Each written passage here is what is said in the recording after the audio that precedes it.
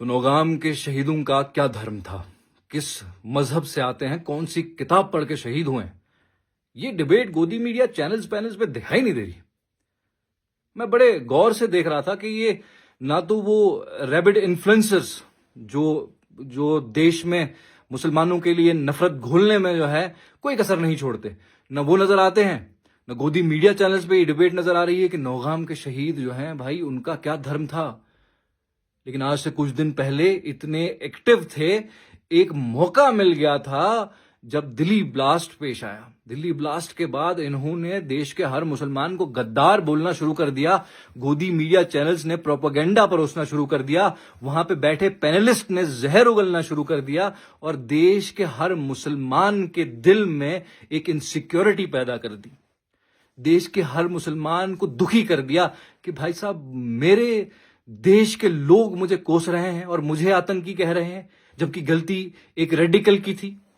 गलती एक रेडिकल इंसान की थी जिसने धमाका किया, जिस धमाके में मुसलमान भी मारे गए, जिस धमाके में कश्मीर का एक ड्राइवर भी मारा गया, जिस धमाके में जिस धमाके ने किसी का धर्म नहीं देखा।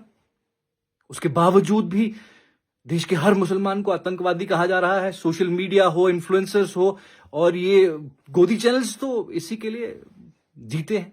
वो तो इनका रोजी रोटी इसी पे चलता है, नफरत फैलाने पे। लेकिन आज क्यों डिस्कस नहीं कर रहे कि नौगाम के शहोदा कौन है? असरार, मुजफ्फर, सुहेल, वो मासूम लोग, वो कौन थे, उनका धर्म क्या था? आज क्यों डिस्कस नहीं कर रहे? तो बताइए ना, मार्टियर्स का अगर आतंकवादी का धर्म है तो मार्टियर्स का भी होता होगा ना। और अगर मार्टियर्स का धर्म है ये, तो फिर भाई साहब सारे के सारे देश के मुसलमान जो हैं वो इन्हीं मार्टियर्स के धर्म से आते हैं, इन्हीं शोहदा के धर्म से आते हैं। लेकिन कभी तुम इस चीज पे गौर नहीं करोगे क्योंकि तुम्हें नफरत ने अंधा कर दिया है, तुम लोगों ने प्रोपेगेंडा ने अंधा कर दिया है। समझ नहीं पाते कि ये सब हो किस लिए रहा है, इसकी बुनियादी वजह क्या है। कोई धर्म, कोई किताब कुछ नहीं सिखाती किसी को बुरा, किसी को किसी का कत्ल करना नहीं सिखाती। अगर धर्म की किताब किसी को कत्ल करना सिखाती तो फिर दुबई, यूएई, जो बाकी मुल्क हैं, जो मुस्लिम कंट्रीज हैं, जहां पर दुनिया भर के गैर मुस्लिम लोग काम कर रहे हैं, ऐशो इशरत की जिंदगी जी रहे हैं, उनको सड़कों पे, चौराहों पे खड़े होकर वो लोग असैसिनेट करते, मारते, कत्ल करते। लेकिन वो नहीं करते क्योंकि धर्म किसी को नहीं सिखाता। तुम्हारे यहां के जो हादसात की वजह हैं, जो रूट कॉजेज हैं, उन चीजों पर गौर फिक्र करो। इसको खत्म करना है तो भाई साहब फिर बुनियादी वजहों को ढूंढो।